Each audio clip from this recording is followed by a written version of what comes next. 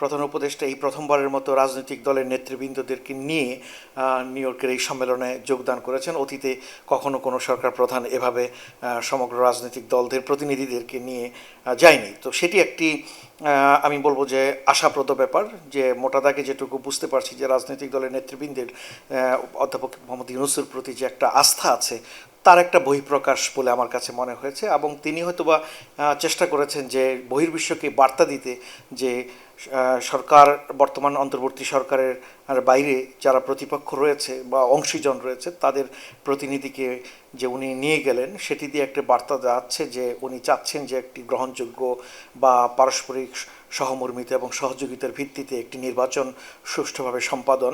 এটি বহির্বিশ্বকে একটি বার্তা দেওয়া যে এই রাজনৈতিক দলগুলো তার প্রতি আস্থা রেখেছেন, সেটি একটি এভিডেন্স বা সাক্ষ্য উনি দেখাতে চেয়েছেন।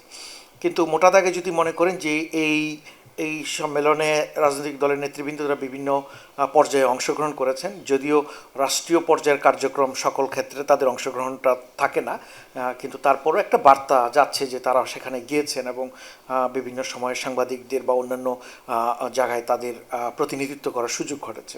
তো আমি বিষয়টিকে সাধুবাদ জানাই, কারণ এটি একটি ভালো উদ্যোগ আমি মনে করি। যখন যেই সরকারই থাকুক না কেন, রাজনৈতিক দলের নেতৃবৃন্দকে যদি আস্থায় নিয়ে কার্যক্রম সম্পাদন করা যায় সেটি একটি ভালো দিক। কিন্তু পাশাপাশি যেটি আমার কাছে মনে হয়েছে, অধ্যাপক ইউনূস যে ভাষণটি দিয়েছেন, তো উনি দেখেন উনি একজন দূরদর্শী বক্তা এবং মোটা দাগে উনি অনেক প্রত্যাশা, উচ্চাশা, এই জিনিসগুলো নট অনলি বাংলাদেশের বাইরেও বহির্বিশ্বের বিভিন্ন জায়গায় উনি সুন্দর বক্তব্য দেন এবং সেই বক্তব্যের মধ্য দিয়ে মানুষকে উৎসাহিত, অনুপ্রাণিত করার চেষ্টা করেন।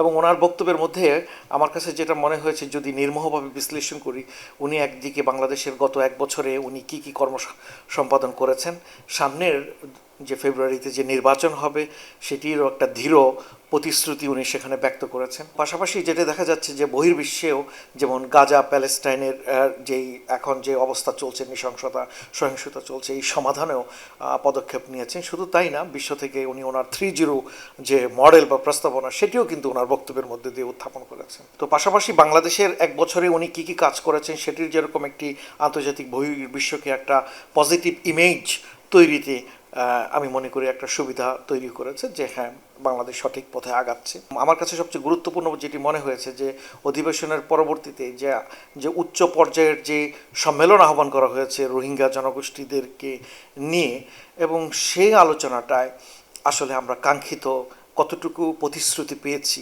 সেটি নিয়ে একটা ব্যাপার রয়েছে। এবং আপনি জানেন যে বাংলাদেশে এখন 13 লক্ষাধিক, আমার হিসেবে প্রায় 14 লক্ষের মতো আপনার রোহিঙ্গা অবস্থান করছে বা রয়েছে। এবং এই রোহিঙ্গাদের জন্য যে 7 দফা উনি উত্থাপন করেছেন, সেই 7 দফাকে আমি একদিকে মনে করি যে পজিটিভ, কিন্তু আবার আরেকদিকে আমার কাছে মনে হয় কিছু ঘাটতিও এখানে রয়েছে। কারণ এখানে দেখেন যে আমরা রোহিঙ্গার এই সমাধানটা দীর্ঘ 8 বছরও সমাধান করতে পারিনি, এবং আন্তর্জাতিক বিশ্ব যে প্রতিশ্রুতি অনুযায়ী যে অনুদান দেওয়ার কথা ছিল সেই অনুদান কিন্তু আসেনি।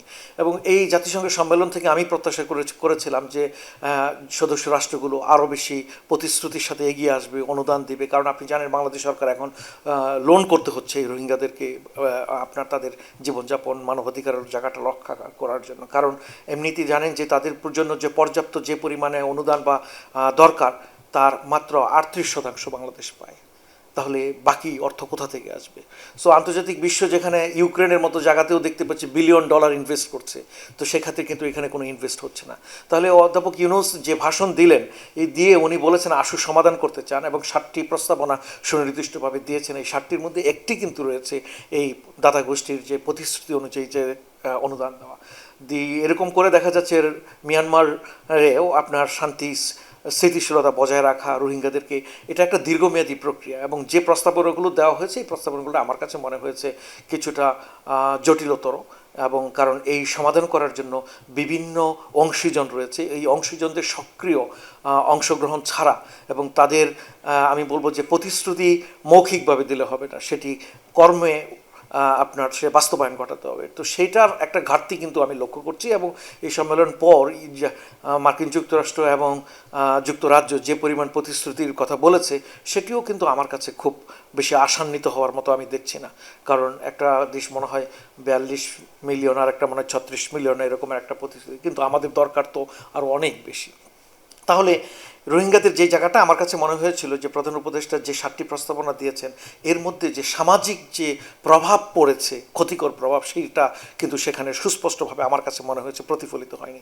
ওখানে ধরেন ক্রাইমের মতো ব্যাপার ঘটছে, ওখানে দেখা যাচ্ছে যে জনসংখ্যার আকার বেড়ে যাচ্ছে তাদের, এবং পাশাপাশি দেখা যাচ্ছে পরিবেশ বিপর্যয়ের মধ্যে পড়ে যাচ্ছে, এবং বিভিন্ন সন্ত্রাসী গোষ্ঠীও সেখানে কিন্তু হয়ে যাচ্ছে। আন্তর্জাতিক স্থিতিশীলতা রক্ষার ক্ষেত্রে এটা যে একটা হুমকি হয়ে দাঁড়াবে, এটা মনে হয় আরও বেশি অ্যাটেনশন নেওয়া দরকার ছিল বহির্বিশ্বের।